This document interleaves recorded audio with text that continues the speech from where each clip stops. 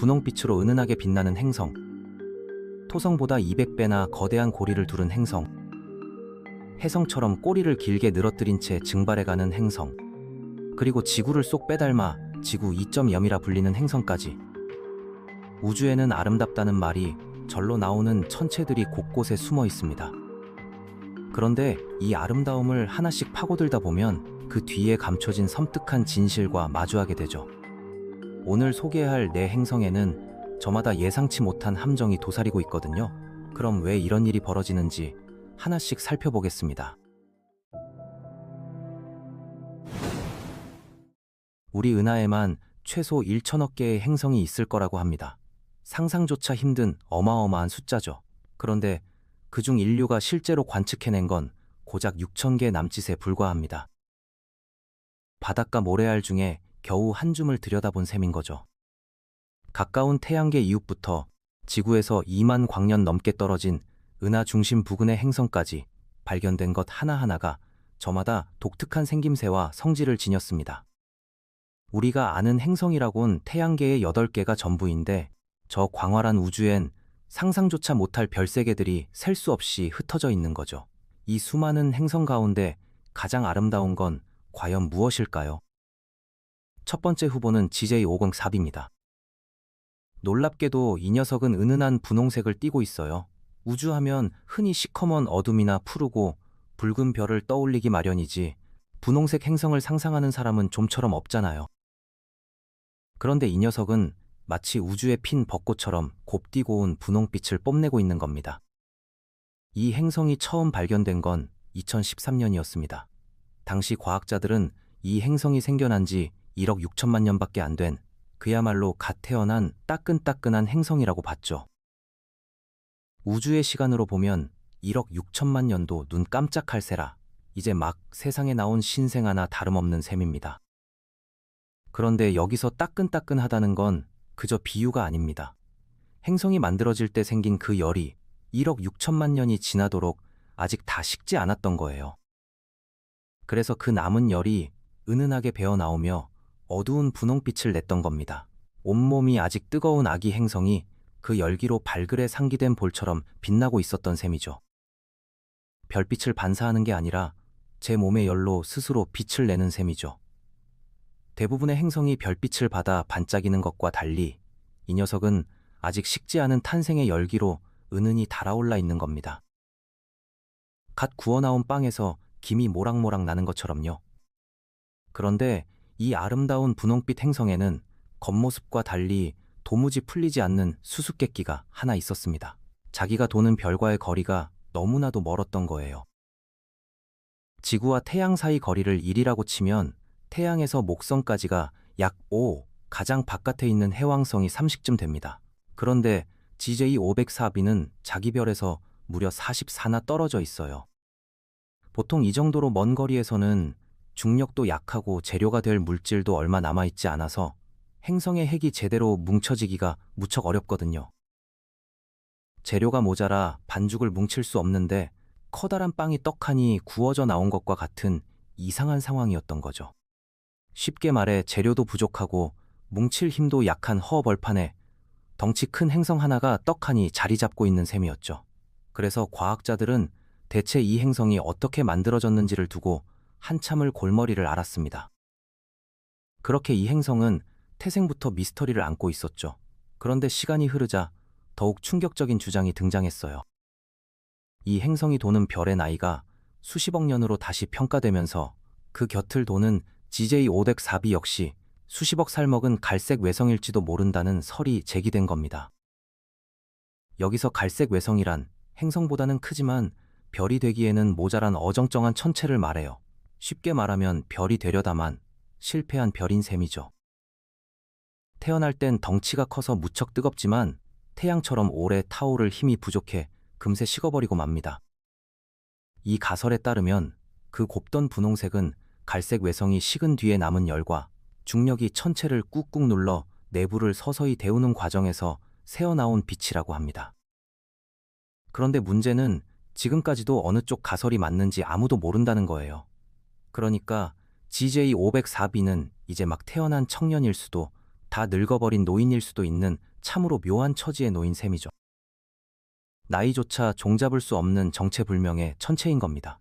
그러니까 원래 행성도 아닐 수 있다는 얘기죠. 어쩌면 우리가 아름답다고 여긴 이 분홍빛조차 사실은 행성이 아닌 실패한 별의 마지막 잔열인지도 모를 일입니다. 이름표부터 정체까지 온통 물음표 투투성이인 참 알쏭달쏭한 천체인 겁니다.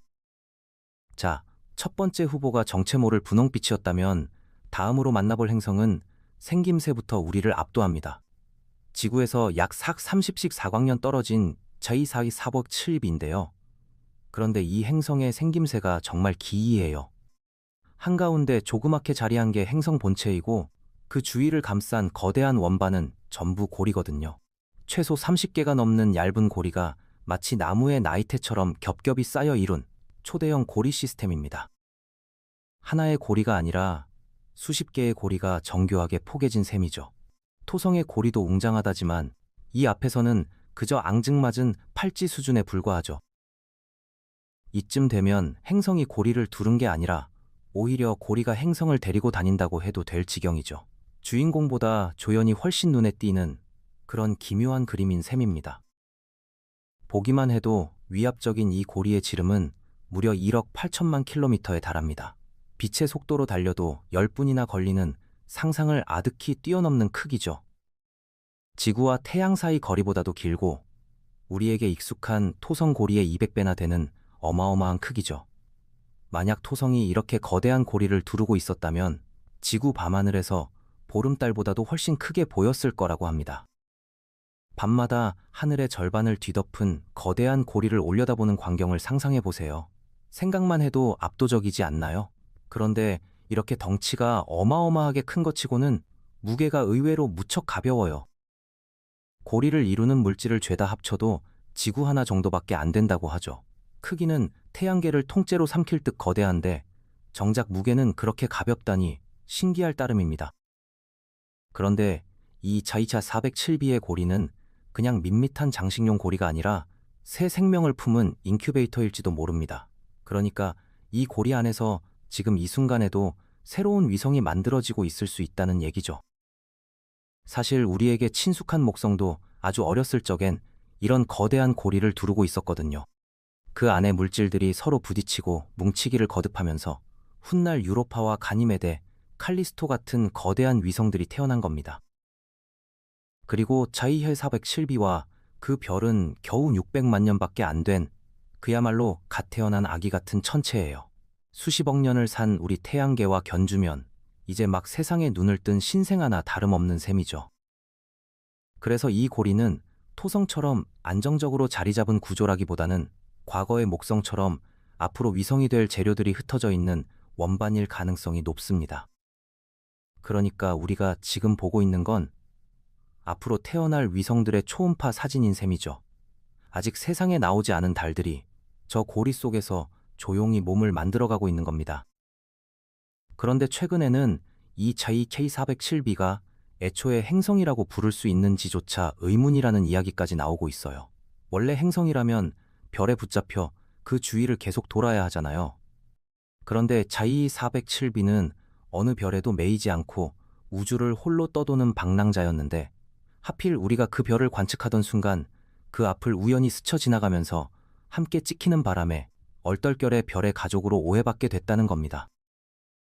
길 가던 낯선 사람이 우연히 남의 가족 사진에 찍힌 격인 셈이죠.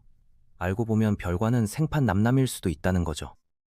아름다운 고리의 정체마저 이렇게 아리송하니 우주는 참 알다가도 모를 곳입니다. 자, 다음으로 볼 행성은 물병 자리에 있는 도이어웨이 SP69B예요. 이 녀석은 놀랍게도 혜성처럼 기다란 꼬리를 달고 있습니다. 혜성이야 원래 꼬리를 달고 다니는 게 당연하지만 행성에 어떻게 꼬리가 달려 있을 수 있을까요? 그 비밀은 바로 별과의 거리에 있습니다. WASP-69B는 자기 별에 아주 바짝 붙어 있는데 그 거리가 지구와 태양 사이에 20분의 1도 채 되지 않거든요. 이 정도면 별과 행성이 거의 맞닿아 있다고 해도 지나친 말이 아니죠. 활활 타오르는 모닥불, 바로 코앞에 붙어 앉아 있는 셈이니까요. 그래서 이 행성이 별을 한 바퀴 도는데 걸리는 시간은 나흘도 채 되지 않습니다. 우리 지구가 태양을 한 바퀴 도는데 꼬박 1년이 걸리는 걸 생각하면 나흘 만에 한 바퀴라니 정말 눈이 핑핑 돌 만큼 빠른 속도죠. 이렇게 가까이 붙어 있다 보니 별에서 쏟아지는 강력한 X선과 자외선을 온몸으로 고스란히 얻어맞고 있어요. 뜨거운 난로불에 얼굴을 바짝 들이댄 것과 다름없는 처지인 겁니다. 그 결과 이 행성은 별의 열기에 서서히 녹아내리며 말 그대로 증발하는 중입니다. 연구에 따르면 무려 1초에 약 15만 톤에 달하는 대기 물질을 우주로 잃고 있다고 해요. 1초에 15만 톤이라니 도무지 감이 안 잡히는 어마어마한 양이죠. 이렇게 우주로 빠져나온 가스 가운데 특히 헬륨이 만들어낸 긴 꼬리를 우리가 지구에서 관측하고 있는 거죠. 이 꼬리의 길이는 무려 56만 킬로미터에 이릅니다. 행성 지름의 몇 배나 되는 어마어마한 길이인 셈이죠. 밤하늘의 혜성이 긴 꼬리를 끌고 가듯 이 행성도 우주 공간에 자기 살점을 하염없이 흩뿌리며 나아가고 있는 겁니다. 아름다움의 대가로 제 몸을 조금씩 내주고 있는 셈이죠. 아름답게만 보이던 그 꼬리가 사실은 행성이 서서히 깎여나가며 남기는 고통의 흔적이라고 생각하면 어쩐지 섬뜩하기도 합니다. 그렇다면 이렇게 계속 증발하면 이 행성은 어떻게 될까요? 지금 이 순간에도 계속 살점을 잃고 있으니 최악의 경우 가스로 된 대기를 언젠가 몽땅 잃어버릴 수도 있습니다. 그럼 결국 단단한 암석이나 금속으로 이루어진 알맹이, 그러니까 핵만 덩그러니 남게 되는 거죠. 이렇게 가스층이 홀랑 벗겨지고 속살만 남은 행성을 크토니아 행성이라고 부릅니다. 저승, 그러니까 지하세계를 다스리는 그리스 신화 속 존재의 이름에서 따왔다고 해요. 화려한 겉옷을 다 빼앗기고 뼈대만 남은 어쩌면 이 행성이 맞이할 서글픈 미래인 셈입니다. 지금의 아름다운 꼬리는 사실 제사를 깎아 만든 마지막 몸부림이었던 거죠. 지금까지 셋 다 저 멀리 떨어진 낯선 행성들이었는데 사실 뭐니 해도 가장 아름다운 행성은 바로 우리가 발 딛고 선 지구죠. 제가 여기 살고 있어서 편드는 게 아니라요. 푸른 바다와 초록의 숲, 그리고 새하얀 구름이 어우러진 그 모습은 그 누가 봐도 객관적으로 정말이지 아름답게 생겼거든요. 그런데 이런 지구와 쏙 빼닮은 행성이 있습니다. 오죽하면 2015년 처음 발견되자마자 지구 2.0이라는 별명이 붙었을 정도죠. 그 이름은 바로 케플러 4락 52b입니다. 이 행성이 도는 별은 우리 태양과 같은 유형의 이른바 노란빛을 내는 별이에요. 태양과 성격이 비슷한 별이다 보니 그 곁을 도는 행성도 지구와 닮은 조건을 갖출 가능성이 컸던 거죠. 그래서 둘의 처지가 꽤나 비슷합니다. 다만 이 별의 나이는 약 60억 살이라고 해요. 45억 살인 우리 태양보다 무려 15억 년이나 더 산 우주의 대선배인 셈이죠. 그런데 이런 유형의 별은 사람과 달리 나이가 들수록 오히려 점점 더 뜨거워지고 밝아지거든요. 나이 든 별이 젊은 별보다 더 이글거린다니 우리 상식과는 정반대인 셈이죠. 그래서 이 별은 우리 태양보다 지름이 약 10% 더 크고 밝기는 무려 20%나 더 밝다고 합니다. 나이가 지긋한 만큼 그 빛도 더 뜨겁고 강렬해진 셈인데 바로 이 점이 나중에 중요한 함정으로 돌아옵니다. 그리고 재미있게도 케플러 455b 역시 자기 별을 닮은 건지 지구보다 몸집이 조금 더 커요. 반지름은 지구의 약 1.6배, 질량은 5배, 그리고 표면 중력은 2배쯤 될 거라고 추정되고 있죠. 지구보다 덩치도 크고 훨씬 묵직한 그야말로 형님뻘 되는 행성인 셈입니다. 그래서 만약 사람이 이 행성에 발을 디딘다면 몸무게가 2배로 늘어난 듯한 무게감을 느낄 겁니다. 걷거나 뛰는 건 물론이고 그냥 가만히 서 있는 것조차 버거울 거예요. 몸이 땅으로 축 가라앉는 듯한 그런 묵직한 압박감을 온종일 견뎌야 하는 거죠.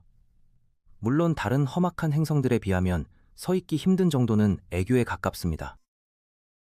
당장 앞서 본 행성들만 해도 증발하거나 찜통으로 변하는 판이니 그 정도면 내 몸이 멀쩡한 것만으로도 천만다행인 곳이 수두룩하니까요.